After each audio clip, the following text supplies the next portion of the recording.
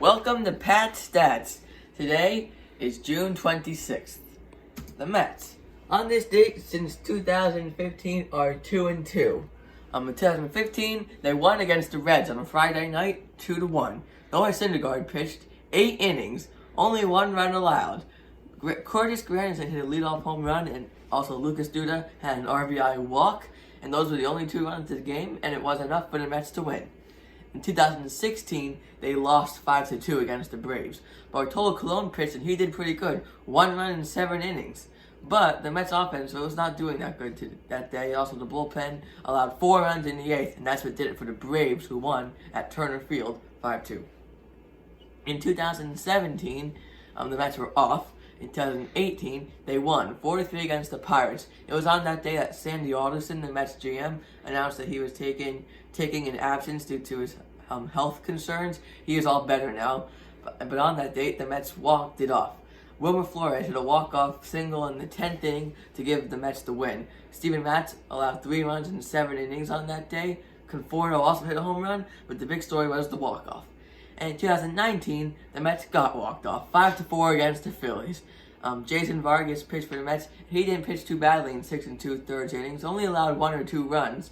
Dominic Smith and Jeff McNeil both hit home runs for the Mets in that game, but the Mets bullpen blew it late as they got walked off by the former Met, Jay Bruce, in the 10th inning as they lost 5-4.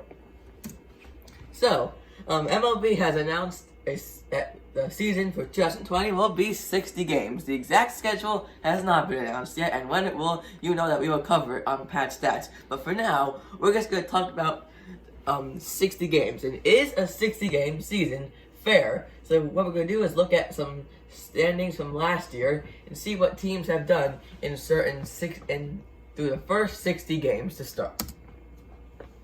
Here is the AL East. It's in the same order of the teams, which is the same order as it finished. The Yankees were in first, followed by the Rays, Red Sox, Blue Jays, and then the Orioles. It was closer at the time between the Yankees and the Rays, and they got a little farther ahead of them as the season went on. But overall, this division pretty similar through 60 games.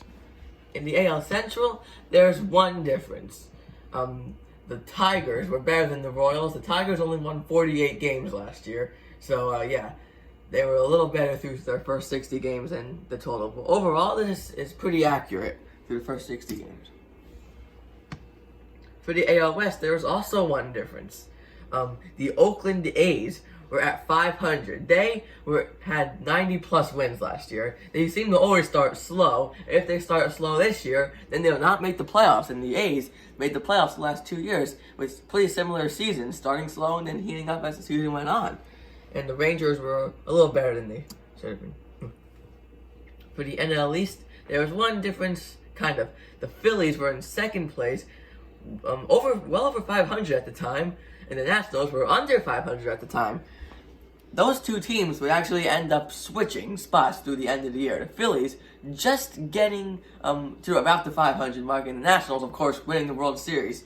The Braves, and they're pretty good in the right spot. The Marlins also, and the Mets, they were under 500, still in third place, but they were over 500 to end the year. The NL Central is pretty different. The Brewers and Cubs were tied for first place. The Brewers did not actually get first place. They got the wild card. And the Cubs didn't make the playoffs at all. They were right around 500. The Pirates were much better than they actually finished. They only finished with 70s wins, well below 500. And they were pretty close to 500 at this time. And the Reds, they're better now, but at the time last year, they weren't that good. And they were in the race, at least. And for the NL West, it's pretty different. The Rockies, who did not have a good season last year I guess, were in second place at 31-28. The Dodgers is about right. The Giants is about right. The Diamondbacks were actually better. They finished around 85 wins, and 500 does not reflect that. The Padres finished below 500, but as you can see right now, that is not over 500 that much. But, I mean, this is the first 60 games.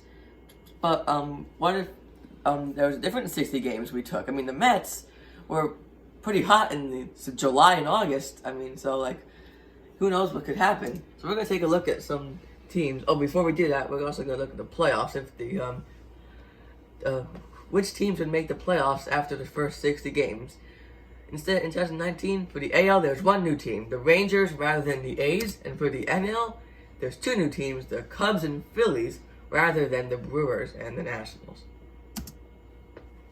Now for that closer look we were talking about, the Giants, even though these are not going to be 60 games, but close to 60 games.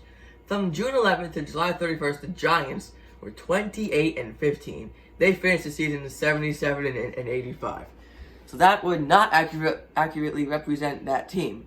But after all, it is 43 games, so you never know what could happen in the last. The Miami Marlins, through 34 games less, they were 20-14 from May 17th to June 23rd. They finished the season with 57 wins.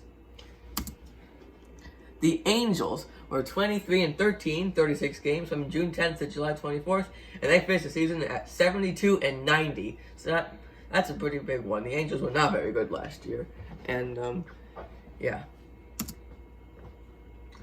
On the other side, though, the A's from May 28th to June 27th, only 27 games, but they hovered around the 500 mark. I mean, that's just about half of the season this year, and they finished with 97 wins. So yeah. The Twins were 500 through 28 games from July to August 14th. They finished the season with over 100 wins at 101-61. Again, that doesn't. I mean, with these things, like, it's hard to get a true representation of them through 60 games because, of course, the standings will get mixed around. But in my opinion, these were the best I could find, and it's true that Marlins one was pretty weird and the Giants one was pretty weird, but overall, it's not that bad. So do I think that a 60-game season is fair for this season? Yes, I do. I think it will accurately represent the teams that are good and the teams that are bad. However, comparing it to other years will not be as fair. As you can see, just because a team doesn't have a good 60-game stretch doesn't mean that they're bad. Cue what we were just talking about with all those other teams. But I think it's fair to represent them for the year since the circumstances we call for a hot start. And yeah, teams are going to have to get off to a hot start, which is basically going to be the whole season this year. So that's all for Patch Stats today. Stay tuned for upcoming videos regarding the entire season, schedules, standings, and much more. And we'll see you next time.